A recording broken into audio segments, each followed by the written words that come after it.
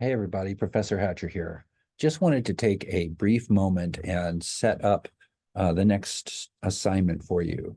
Um, because we're not going to have class on Thursday of this week, I wanted to make sure you had all the information you needed so that you could have a successful pitch for your next story. So on Tuesday of next week, the 27th, I believe is the date, you're going to pitch your story ideas, both in a larger group and in smaller groups.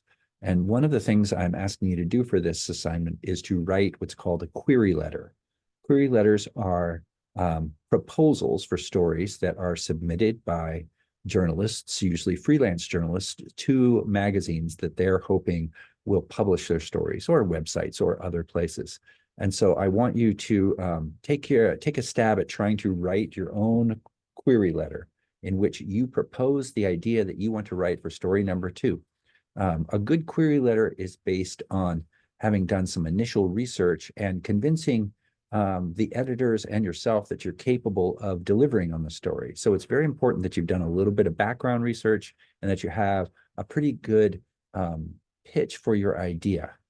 So let me just quickly review what the assignment is and some of the resources that you can find for you that will help you with this assignment.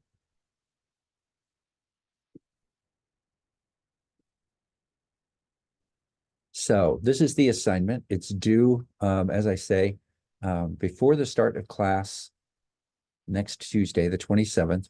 I'm asking you to publish on or to write it on Medium, but save it as a draft, a query letter. So your steps are to have it be about 300 words. I don't want you to just copy and paste these questions. I want you to write a good query letter. So what's a good query letter look at like? Well, here's the resources to help you with that.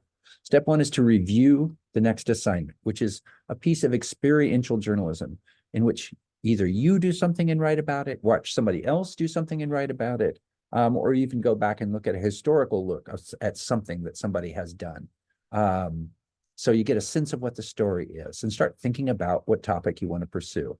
And then I want you to go to our textbook and read through part 2, which is a really nice overview of where do ideas come from, how do you develop those ideas, and it has a really nice section called What Makes a Good Pitch that gives you examples of query letters that people have written.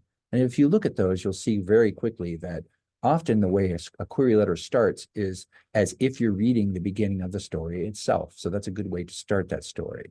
So some of the things I want you to be able to answer when you propose these stories is, what is the story you'd like to write? Who are some of the potential sources that you could interview to add other layers to the story? Yes, you're going to be doing something, but I'm still asking you to do a little bit of reporting with it. What are other potential sources of information that'll add depth to your story? And then you write that short Medium post written in the form of a query letter and post a link to it to this discussion below. The other resource I've given you is some examples of what are called submission guidelines from different publications. No. And that one's not going to work, so I'll update that. But most magazines and most publications online as well have what are called submission guidelines or writer's guidelines, and they tell you what they're looking for, who their audience is, how to submit work that can be considered.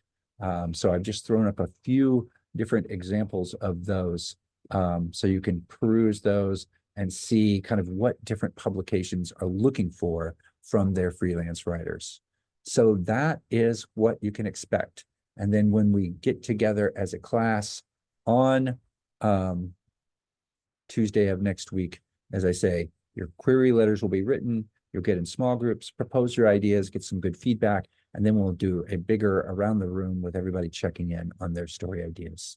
So that's it. I hope you're excited about story number 2. I'm looking forward to seeing what you all do next. Thank you very much.